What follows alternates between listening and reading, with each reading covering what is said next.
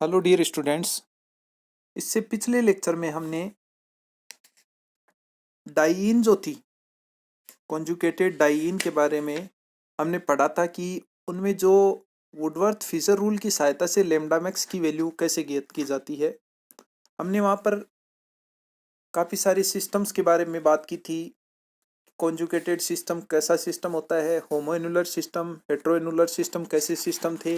इसके अलावा open chain system के बारे में बात की।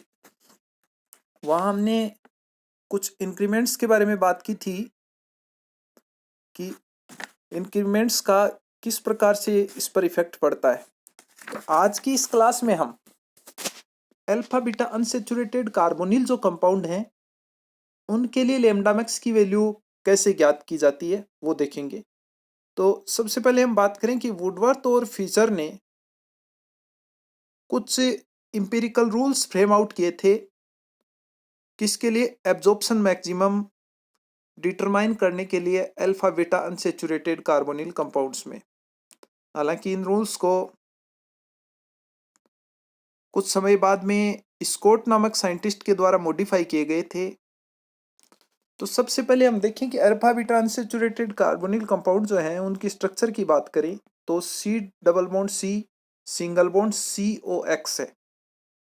ये हमारे पास में अल्फा बीटा यानी कार्बोनिल ग्रुप के अल्फा और बीटा पोजीशन के बीच में डबल बॉन्ड है।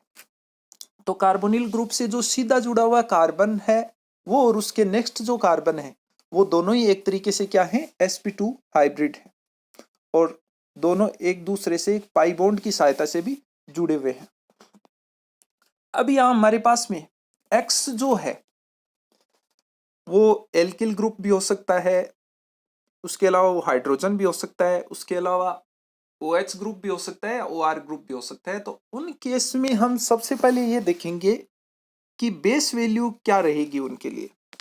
तो सबसे पहले हम बात करें कि जो हमारा अल्फा बीटा अनसेचुरेटेड कीटोन है यानी हमारा जो X है वो R हो, कीटोन हो, तो उस केस में जो बेस वैल्यू है वो 215 नैनोमीटर या मिली माइक्रोन होगी। यहाँ हमने शो कर रखा है इस केस में बेस वैल्यू 215 नैनोमीटर। इसके अलावा हमारा जो X है वो हाइड्रोजन भी हो सकता है। तो हाइड्रोजन होगा तो ये हमारा जो गिवन कंपाउंड है वो क्या होगा, अल्फा बीटा अनसेचुरेटेड एल्डिहाइड जो होगा। उस केस में हमारी जो बेस वैल्यू है वो 217 नैनोमीटर या मिली माइक्रोन रहेगी।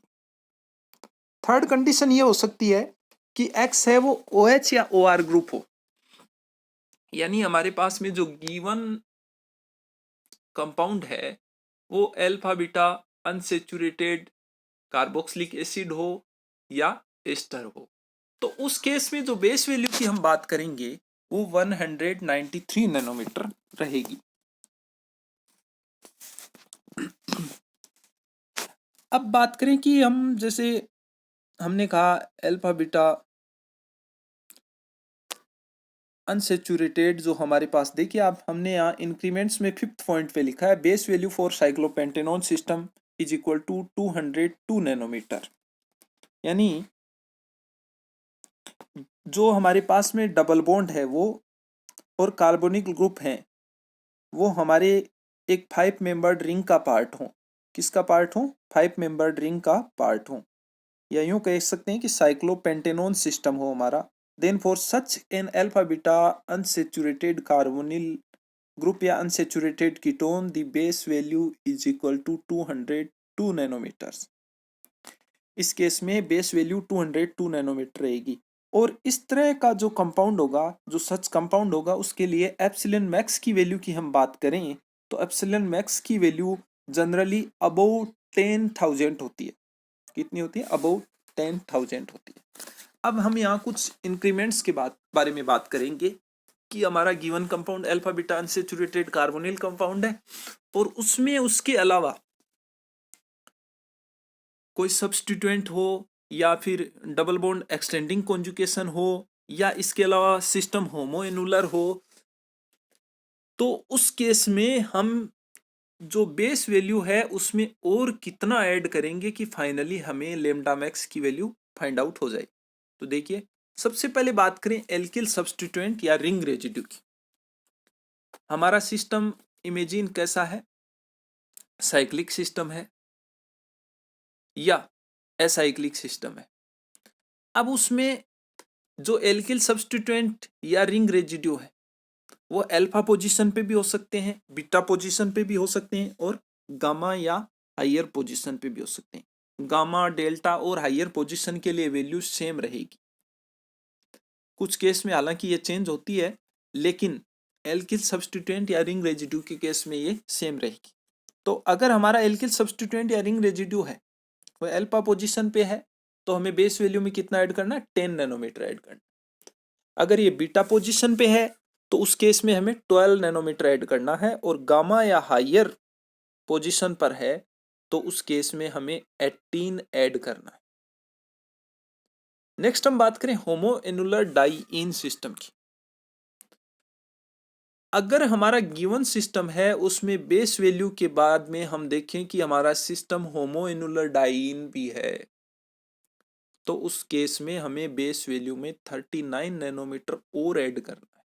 लैम्डा मैक्स डिटरमाइन करने के लिए 39 नैनोमीटर और हमें ऐड करना है। नेक्स्ट बात करें हम डबल बॉन्ड एक्सटेंडिंग कॉन्जुगेशन की, तो each double bond extending conjugation के लिए हमें 30 नैनोमीटर, यानी प्रत्येक डबल बॉन्ड एक्सटेंशन कॉन्जुगेशन जो हमारा है उसके लिए 30 नैनोमीटर ऐड करना है। अल्फा बीटा के अलावा एक डबल बॉन्ड एक्सटेंशन में है तो 30, दो हैं तो 60, इस प्रकार हमें ऐड करते हुए जाना है। नेक्स्ट हम बात करें कि ईच एक्सोसाइक्लिक डबल बॉन्ड के लिए हमें, या वन एक्सोसाइक्लिक डबल बॉन्ड के लिए हमें कितना ऐड करना है, 5 नैनोमीटर ऐड करना है। नेक्स्ट हमने साइक्लोपेंटेनोन सिस्टम के बारे में पहले ही बात कर ली कि उस केस में बेस वैल्यू क्या रहेगी, 202 नैनोमीटर रहेगी। कितनी रहेगी, 202 नैनोमीटर रहेगी। नेक्स्ट हम बात कर रहे हैं for each endocyclic double bond in 5 और 7 membered ring except cyclopentanone system. Cyclopentanone system के अलावा प्रत्येक एंडोसाइक्लिक डबल बॉन्ड के लिए कितना बेस वैल्यू रहेगा, 5 नैनोमीटर रहेगा। अगर हमारी रिंग कैसी है, 5 और 7 मेंबर्ड रिंग है। अब हम कुछ सिस्टम्स के लिए लैम्डा मैक्स की वैल्यू कैलकुलेट करेंगे जिससे आपको ये इजीली समझ में आ जाएगा। तो सबसे पहले हम जैसे बात करें, फर्स्ट सिस्टम हमने दे रखा है CH3COCH डबल बॉन्ड CMe2। इसके लिए हमें लैम्डा मैक्स की वैल्यू ज्ञात करनी।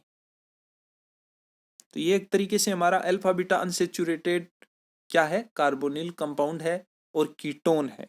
तो इस केस में बेस वैल्यू की बात हमने कहा X = R हो, तो यहाँ X CH3 ग्रुप है तो बेस वैल्यू 215 नैनोमीटर रहेगी। इसके अलावा यहाँ हम देख रहे हैं दो बीटा पोजीशन पर एल्किल सब्स्टिट्यूएंट है तो 12 × 2 यानी 24 नैनोमीटर यहाँ पर क्या और हो जाएगा, इंक्रीमेंट ऐड हो जाएगा। और इस प्रकार इसके लिए हम कैलकुलेटेड वैल्यू की बात करें तो 239 नैनोमीटर हमें फाइंड आउट हुई। जबकि ऑब्जर्व्ड वैल्यू की बात करें हम तो 237 नैनोमीटर इसके लिए ऑब्जर्व्ड वैल्यू होती है। तो ये लगभग सेम ही है। तो इस प्रकार हमने देखा कि इस तरह के क्वेश्चन कैसे सोल्व होते हैं। सेकंड हम बात करें, सेकंड स्ट्रक्चर के लिए बात करें तो यहाँ पर भी हम देख रहे हैं कि अल्फा बीटा अनसेचुरेटेड कीटोन है हमारा, तो बेस वैल्यू 215 नैनोमीटर हुई। हम रिंग रेजिड्यू की बात करें तो अल्फा पोजीशन पे एक रिंग रेजिड्यू है उसके लिए 10 नैनोमीटर, डेल्टा पोजीशन पे एक रिंग रेजिड्यू है उसके लिए 18 नैनोमीटर ऐड किया हमने। यहाँ एक्सोसाइक्लिक डबल बॉन्ड की बात करें तो एक एक्सोसाइक्लिक डबल बॉन्ड है उस केस में 5 नैनोमीटर ऐड किया।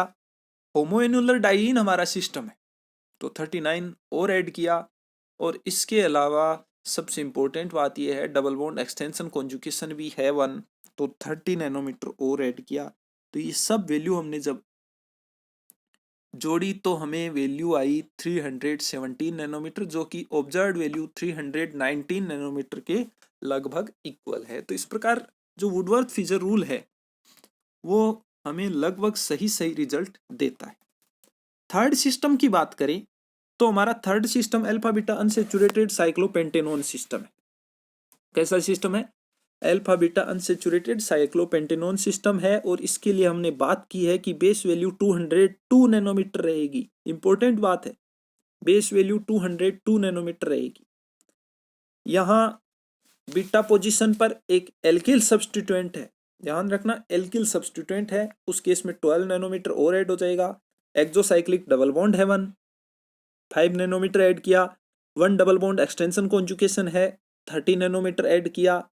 इसके अलावा एक तो गामा रिंग रेजिड्यू है और एक डेल्टा रिंग रेजिड्यू। देखो, एक गामा है और एक डेल्टा रिंग रेजिड्यू है, दोनों के लिए 18 ऐड किया, यानी 36 ऐड किया। तो जो हमारी कैलकुलेटेड वैल्यू होगी वो 285 नैनोमीटर होगी। कितनी होगी? 285 नैनोमीटर होगी, जो कि लगभग ऑब्जर्व्ड वैल्यू के इक्वल सी है। ऑब्जर्व्ड वैल्यू यहाँ 319 नैनोमीटर रहती। नेक्स्ट क्वेश्चन की बात करें, जो फोर्थ जो सिस्टम है उसकी बात करें, तो fourth system alpha beta unsaturated carbonyl compound में कीटोन है, क्योंकि यहाँ आप देख रहे हो एल्किल ग्रुप है एक्स की जगह, तो 215 नैनोमीटर यहाँ बेस वैल्यू रही। बेस वैल्यू के बाद में हम बात करें कि यहाँ बीटा रिंग रेजिड्यू है 12 नैनोमीटर। इसके अलावा यहां पर हमारे पास एक डेल्टा रिंग रेजिड्यू है, सॉरी डेल्टा +1 पोजीशन पे रिंग रेजिड्यू है। नहीं, इस केस में हमने यहाँ डबल बॉन्ड शो नहीं कर रखे, तो केवल बीटा पोजीशन पर ही रिंग रेजिड्यू है, तो 12 नैनोमीटर ये ऐड हो गया। नेक्स्ट हम बात करें बीटा पोजीशन पे 1 और 2 रिंग रेजिड्यू हैं, तो 12 है, ये सॉरी 24 ऐड हो गया। बीटा पोजीशन पे 2 रिंग रेजिड्यू है। नेक्स्ट हम बात करें, यहाँ पर एक एक्सोसाइक्लिक डबल बॉन्ड भी है हमारे पास में, एक एक्सोसाइक्लिक डबल बॉन्ड भी है, तो उसका हम क्या ऐड करेंगे? 10 ऐड करेंगे। तो टोटल हम देखेंगे कि जो वैल्यू है हमारी 239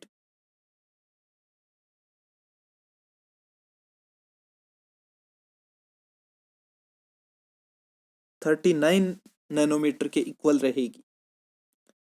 तो इस प्रकार हम ने फोर्थ सिस्टम के लिए भी वैल्यू ज्ञात की। इसी प्रकार हम और सिस्टम के लिए भी वैल्यू ज्ञात कर सकते हैं। अब हम जैसे 9 नंबर जो सिस्टम है उस पे हमने स्टार लगा रखा है, तो यहाँ कुछ थोड़ा सा अलग तरह का केस है, तो इसको देखते हैं। यहाँ हम देख रहे हैं कि हमारे पास में क्रॉस कॉन्जुगेशन है, यानी कॉन्जुगेशन के 2 पार्ट है। तो इस केस में हम किस साइड में आगे बढ़ेंगे? तो उस केस में हम जिधर कॉन्जुगेशन हाइयर है सिस्टम में, उसको हम लेमडा मैक्स की वैल्यू कैलकुलेट करने के लिए चूज करेंगे। तो यहाँ बेस वैल्यू 215 नैनोमीटर है, एक अल्फा रिंग रेजिड्यू है उसके लिए 10 नैनोमीटर, एक बीटा रिंग रेजिड्यू है उसके लिए 12, एक डेल्टा है उसके लिए 18 ring residue sorry 18 nanometre add किया। डबल बॉन्ड एक्सचेंजिंग कॉन्जुगेशन की बात करें तो 1 है 30 नैनोमीटर, और यहाँ होमोइन्युलर डाइन सिस्टम भी है 39 ये ऐड। तो इस प्रकार कैलकुलेटेड वैल्यू जो है वो हम जोड़ेंगे तो 215 + 10 + 12 + 18 + 30 + 39 इज इक्वल टू 324 नैनोमीटर आएगी। कितनी आएगी? 324 नैनोमीटर आएगी, जो कि ऑब्जर्व्ड वैल्यू के लगभग इक्वल सी है। इस केस में ऑब्जर्व्ड वैल्यू की बात करें तो 324 नैनोमीटर होती है। तो इस प्रकार आज की क्लास में हमने अल्फा बीटा अनसैचुरेटेड कार्बोनिल जो कंपाउंड हैं उनके लिए लैम्डा मैक्स की जो वैल्यू होती है उसको डिटरमाइन करना सीखा। आज हम इतना ही देखेंगे।